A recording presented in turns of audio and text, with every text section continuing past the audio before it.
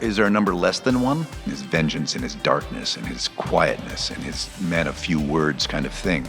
Just how connected with humanity Chief is. And when you get in it, you really feel like you can kick anybody's. Look sharp and do it razor sharp, so it goes. You're watching convention coverage. Been an actor for 40 years, both on camera and in the voice world. I was in Legally Blonde as the UPS guy. I was in the Hall Pass, Farrelly Brothers film, playing the coach. In a TV series called Kyle XY. I was the dad for ABC Family. I'd done a whole bunch of stuff. And then, about 10 years ago, when I came off of Kyle XY, actually, I was in a bar and a gentleman came up to me and asked me what I was doing these days. And I said, you know what, I kind of want to get into voice. And he said, ooh, that's what I do. I'm a voice director. Oh. Ironically, lucky. And he said, I have something coming up for you next summer. It was like 6 months away. And he gave me his business card. And you know how that goes in Hollywood. Like, oh, great. Another business Never card. hear from him again. Long story short, couple communications back and forth. And I go to meet everybody at Microsoft. And it was down to about 10, 12, 15 people. I forget how many there was to play this guy called Master Chief, and I don't play games at all, and so I didn't know who it was.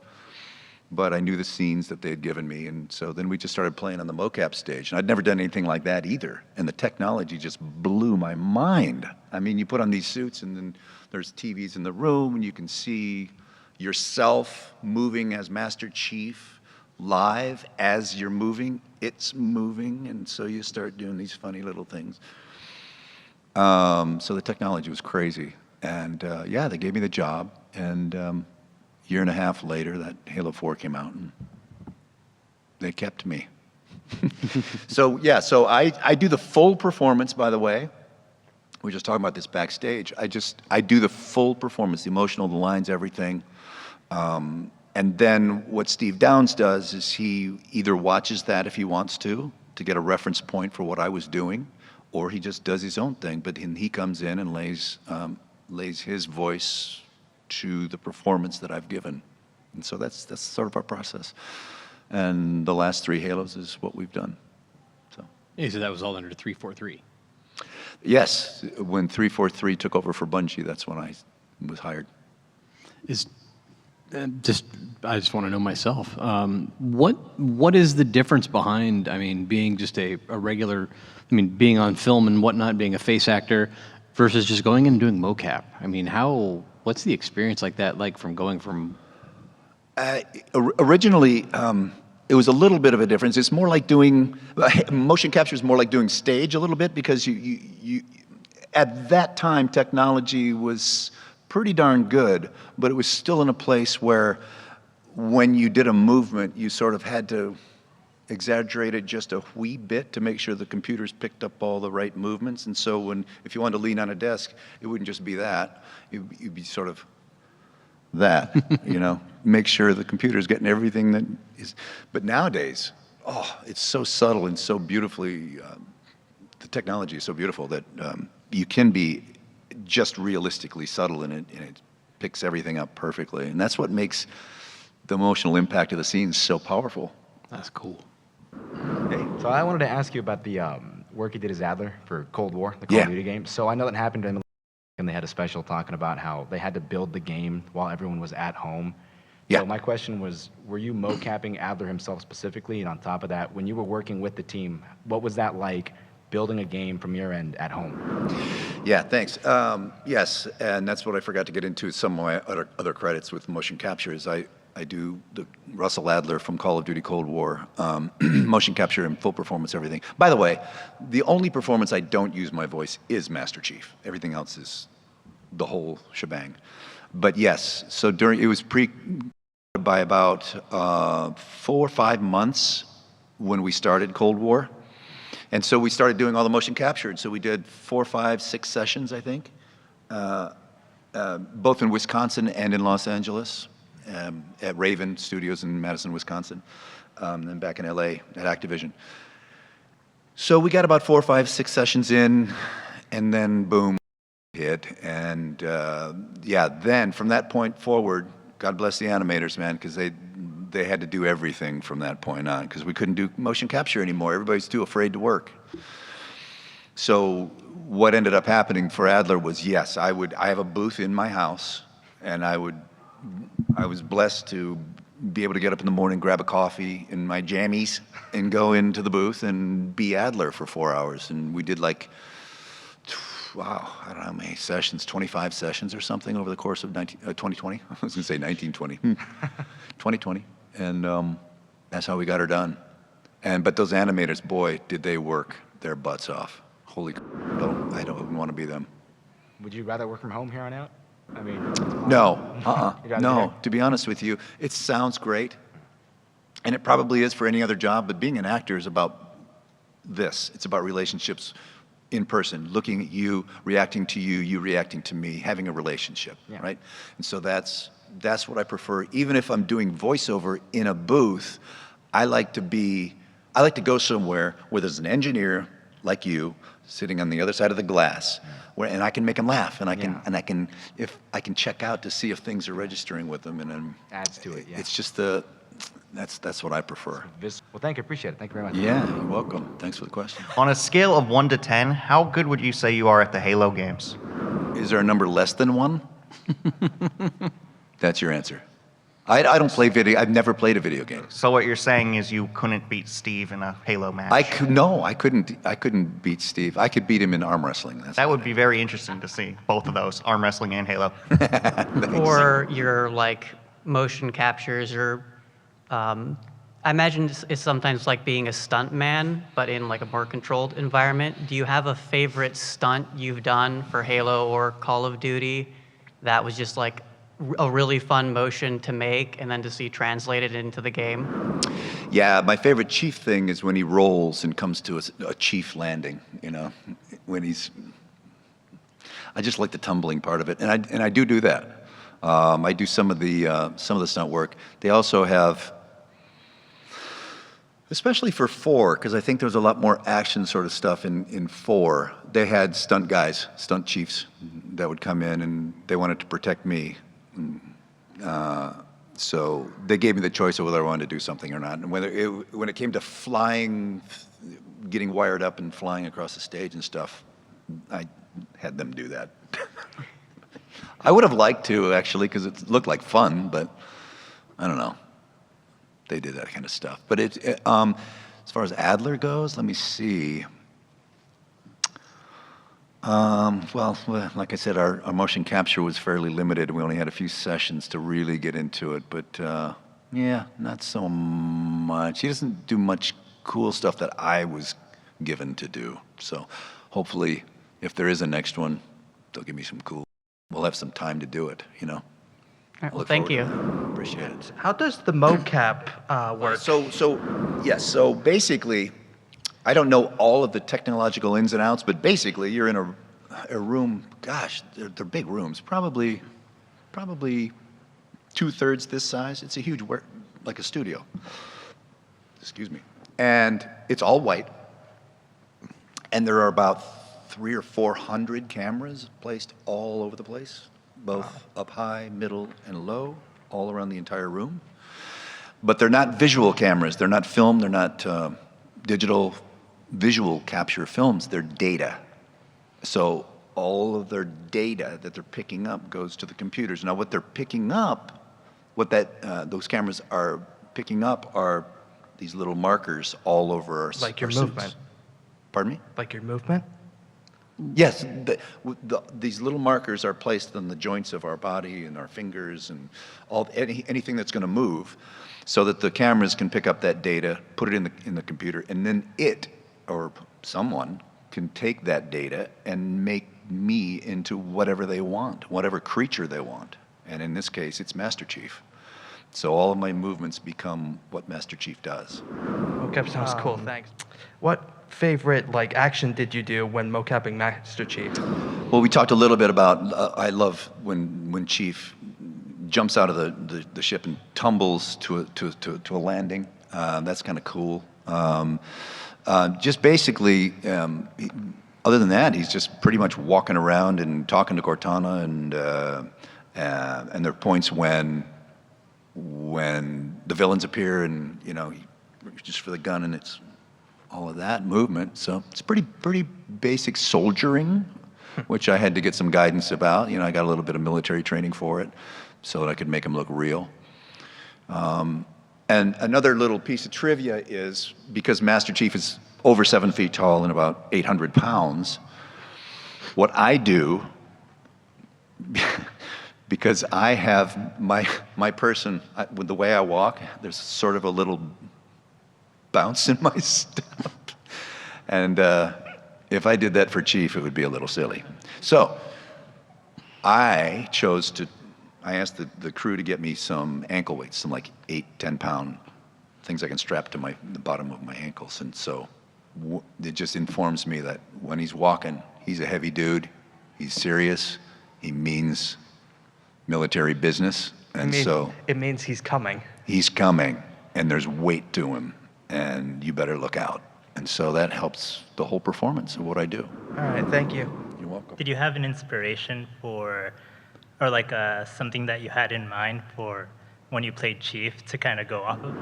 The not his motions per se. I mean, the animators helped me a little bit with that, because obviously there was a previous renditions of Chief that were all animated, and so he did move a certain way, a certain stoicness and a certain military. Like, there's certain things he didn't do. He had a certain posture that they had to remind me to always have, because of the suit. Primarily. But as far as the internal guy and the internal work, and it gets back to your question as well, before that, I had played Batman in a series of national commercials for when the Batmobile had OnStar. And it sounds kind of silly, but they were real, at least to me. They were real. It was on the Warner Brothers lot. It was with the entire crew that does the movies. And at that point, it was just after, I think, Val Kilmer did it. Clooney and Kilmer and Keaton had done it. I wore the Keaton suit with the yellow thing. And we did a bunch of stuff. I worked with Michael Goff, the original Alfred, on the films, anyway. And so, long story short, I already had Batman in me, and the way Batman thinks and moves, and his vengeance and his darkness and his quietness and his man of few words kind of thing. I think it suited me well to step into Chief's role, because I think they're very similar in many ways, as far as that goes. Yeah, I agree with that. Huh, that's Yeah. interesting. Thank you. Thanks. Generally speaking, how did you really start your career, whether it's films, games, all that? Because I'm sure no one really expects to end up as a space soldier one day when they're older, you know? But as a kid, did you expect to be an actor, involved in video games, movies? Like, how did that start? How'd your foot get in there, and how'd you... When I was a kid, there was no video games. Yeah. No, I didn't dream of being an actor when I was a kid. But I was very creative. I did a bunch of stuff. I played guitar, and I wrote poetry, and I had a camera, and I would take pictures of my toes, and I would just do silly stuff. But mostly just a creative thinker. And my dad would look. I grew up on a farm, so you can imagine that. Nobody in my family were artists. My dad would look at me and go, "What the hell's wrong with you, boy?" But so when I got into college, I chose a route, and it didn't work. And it just so happened that the movies came to town, to Wilmington, North Carolina, where I was living. And I got involved with that, to be a background performer, to be a stand-in for the lead actor. In the movie was called Firestarter. It was with Drew Barrymore. It was the first Firestarter. Really? Yeah. Did you have any previous experience behind that? I mean... Nope. You just went in there like, I'm going to stand I went to camera. stand in line to be an extra, a background, because it was in town. It was new to town. And I went, wow, that sounds kind of cool. So I went down there and stood in line, and they pulled me out of line. They said, dude, you're the perfect size, height, weight, to be a stand-in for our lead actor, David Keith. And I went, what does that pay? Because extras pay $15 a day. And they went, this is $40. I went, done. So I worked on that movie for about 6 weeks, but longer than that probably. I don't remember now, but long enough time where I met and befriended Martin Sheen and George C. Scott. I don't know if anybody remembers that name, but it was a fantastic character actor in his time. And then Drew Barrymore, I met, and she was 9 years old, but I was like her older brother. I was 20 years old, and her and her mom and I became fast friends. And well, anyway, I'm rambling, but that I fell in love with being with those circus type folk, and it just felt right, those kind of people. So I left what I was doing, and Drew's mom said, if you want to go to New York. Don't go to LA, go to New York, get on the stage, learn your craft, be a real actor before you try to go into movies and television. So I did. Packed up my bags. I'd never been in New York City. I got off the plane, and she said, here's a person that I can give you her phone number. Her name is Anna Strasberg, and her husband was Lee Strasberg. He was one of the biggest acting coaches in history, and he had just died. So she was friends with his wife, and his wife took me in and sort of mentored me from there. I got in her school, blah, blah, blah, blah, blah. That's pretty cool. What about Did your first theater. real voice gig where they're like, My this first guy's voice gig? Yeah. I started with a voice director named Andrea Romano for Warner Brothers. We did about a dozen superhero films, from Green Lantern to You've bunch been of to Sod, Dark Side. I mean, Yeah. you've got quite the Atrocitus was the first one Atrocitus. for Green Lantern. I like that. Yeah, That's awesome. Well, thank you very much. Appreciate it. thank you. To me, when I was playing it, they humanized Master Chief a lot more. Was there any different thought process while you were compared to any of the other games, like Halo 4 or 5? Because one specific scene that still sticks with me is when Master Chief finds his first Spartan, the Spartan Griffin, that after you defeat the Golden Elite.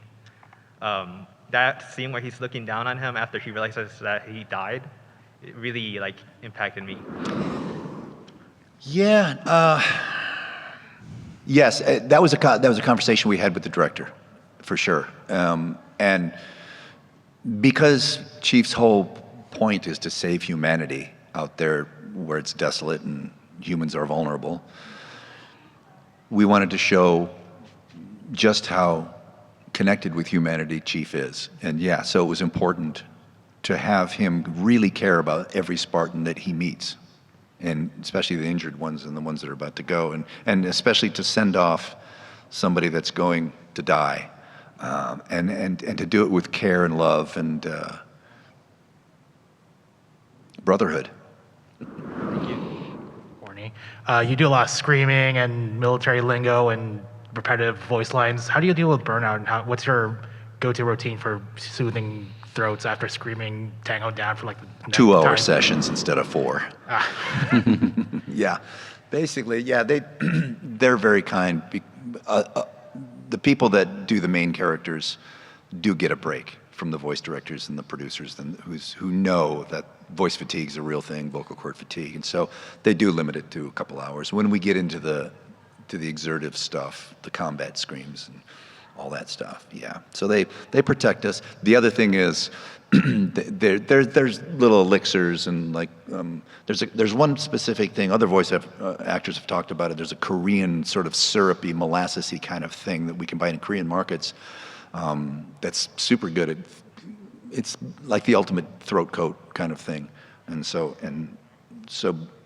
every hour or actually when we get into exertions, every 20 minutes or so, they'll give us 5-10 minute break, and I'll just go pour that syrup into hot water and start chugging it. And it seems to do the trick. I hear it's honey too. Pardon? I hear honey is also good too. Honey's great too, honey and tea, yeah. Herbal tea, not the caffeinated kind, but yeah, herbal tea. So how's mocap changed over the years since when you first started and how it is now?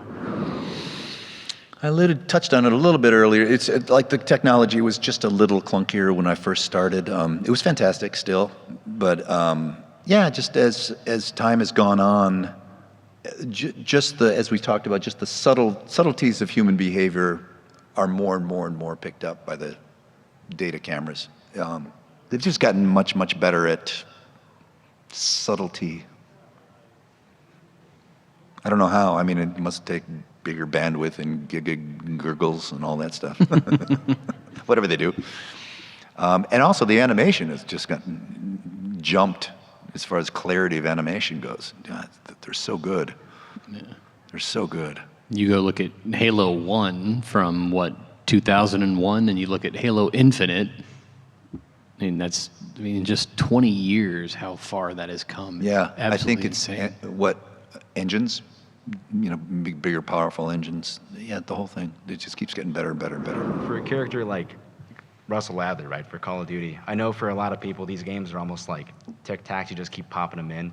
But you as the voice actor for this character, if you pay attention, it's obviously a pretty well fleshed out character. How much are you given to work off of these characters? These people give you not just the scripts, but like descriptions of the character. How much do you try to really encapsulate that character? Because for some people, it's just a game and they move on. But for you, that's your life for a couple months, right? Like you got to couple be years. Yeah, you got to be this guy. It's a couple of years, by the way. Cold War took 2.5 years to make.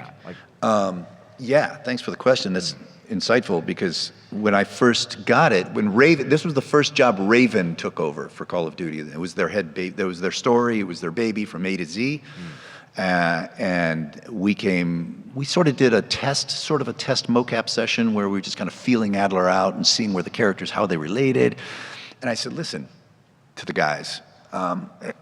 They're all tech guys. They're not really used to being in theater or directing, working with actors per se on emotional storylines and arcs and all of that stuff that we love to get into. Excuse me. So we started and I was like, okay, let's sit down. Let's talk about this because in order for me to do a great job, I have to know where I've come from. I have to know where I'm going, Adler, that is. What the story is, the overall arc of the story. So I suggest getting together and just sit me down, tell me everything you know about this world that you have in your imagination, in your head, that you want to create. And so they flew me to Wisconsin and we sat down and for a couple of days, the whole creative team sat me and told me everything that they had planned for Cold War.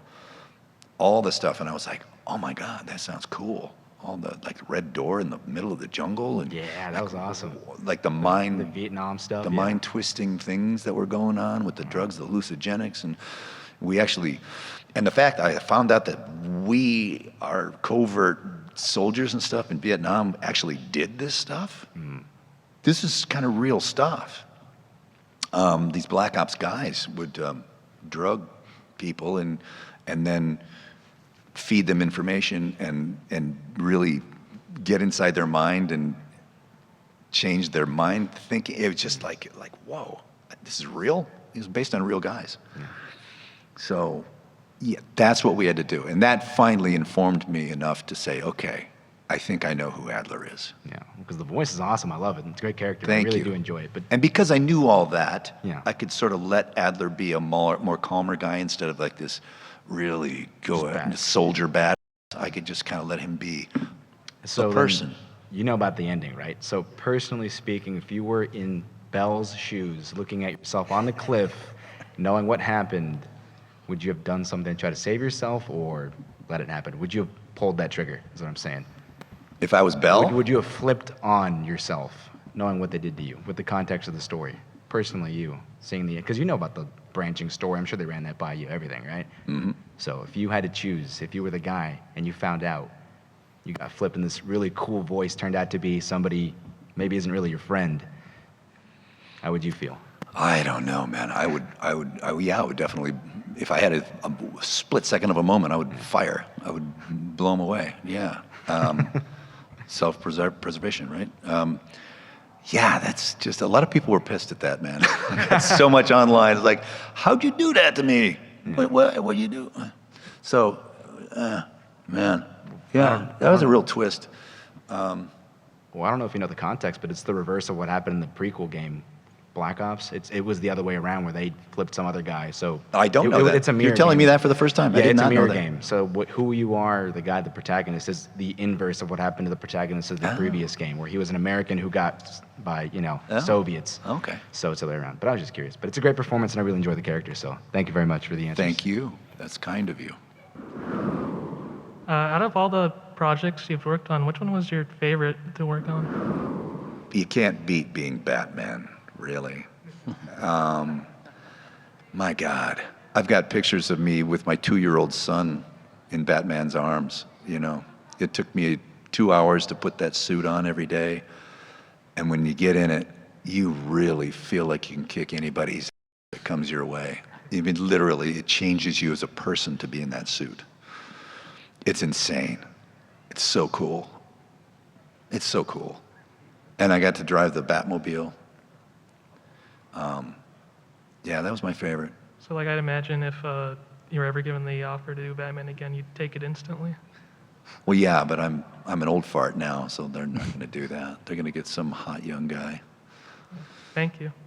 You could totally pull off like an old Bruce Wayne, the Batman Beyond. Bruce Wayne's retired. Oh, you know There what, you go. too? I had that opportunity, and it was shelved for some reason. There was a game that came along my way, and I probably shouldn't mention who was going to do it because it's probably still under NDA, but there was an opportunity where they created a story where there was an aging, beaten to hell Bruce Wayne, Batman, and he couldn't walk anymore. He was a recluse. He had been in hiding for decades, and he had to come out of hiding to train this young new guy. And it was shelved. Never got to play it. We did a couple of sessions, and I think it was such a huge idea, and they had like 80 villains lined up. They were going to bring in every villain they could ever think of in the past, and they were going to even like this villain called Great White. Oh my gosh! Yeah. Yeah, and then somebody probably said at some point, this is That's really because expensive. WB did the Batman Beyond, where they brought Kevin Conroy back as an old Bruce Wayne. and it was something along those lines. Yeah, Even one of the movies, they had Peter Weller as an old Bruce Wayne. yeah. It's not. Yeah, it had been touched on before, but this would have been a big, extensive game using that idea. I was so excited because I was cast, and then it didn't happen.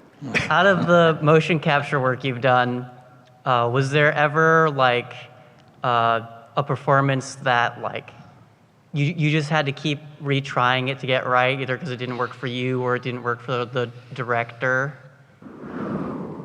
Aside from the Chief's walk, Adler was similar. We had to work on being a bad soldier, lower my center of gravity, just sort of walk, like a Call of Duty bad. Physical stuff like that, just for the most part. For Chief though, he's such a man of few words, and Chief's emotional range goes from here to here to here and to here, and that's about as expressionable as he gets. And so when I started like doing scenes that were emotional for me, and my emotions started coming up, like I would start to get expressive, and I was like, God damn it, I say, Del Rio, you mother. And then they'd go, no, Chief would never do that. Chief is Del Rio. And that's as angry as he gets. I was just wondering if you ever had to like, you mentioned like doing the combat roles, if there was ever a time where like you had to do like 10 combat roles in a row because it wasn't just right, or something along those lines. It sounds like you basically had to do that for the walking. Yeah, for Adler, I never really got to that point. We didn't get to the sessions where we were doing combat stuff. That was all animated. All right, thank you. Unfortunately, because I was really looking forward to it. I do a lot of military training for those guys, and so we were really looking forward to putting it to the test on camera, and it just never happened. Hopefully, I'll get another chance. I don't know, someday. So you brought up the military training, and I wanted to know what that exactly entailed. Like, did you actually I'm sure you didn't have to go out into the field or something, but what does that mean? Well, we wanted to. They chose to save the money and not go to, we wanted to go to a full-blown outdoor professional, whatever they're called, range or whatever, where we would do all that and fire live ammo. I was looking forward to that. But instead, we had SEALs come in and military guys come in and run us through we would set up obstacles in the studio and like corners, like internal urban warfare work. So we would set up what would be like rooms, and you would go from room to room to room, and you would have 3 or 4 guys together, and we would learn how to move as a 4-person unit, who covers what angles, who covers behind, and then when you go ahead, all those maneuvers that they do, we had to learn all that to look sharp and do it razor sharp, so because A lot of military guys obviously play Call of Duty, and we don't want to be called out as bullshit, you know? We had to look, it was important for us to look real. Was it just you in the training, or were you? No, with other it was myself, and I'll name the character. The character names Sims and Mason and Woods. I guess the four of us. Oh, and Lazar too. Oh. And even Park, Lily jumped in with us too. That's cool. Yeah. Was there a favorite part of military training that you really liked doing? It really, my favorite part was just realizing how intense it is. Oh. The thought of being in an urban warfare situation where you're going around a corner, and what they would do is they had all the corners set up, like I said, and so they'd dim the lights, and so they'd say there was two guys that were hiding somewhere in that urban situation, and they said if we hold up 2 fingers here, that means we're friendly.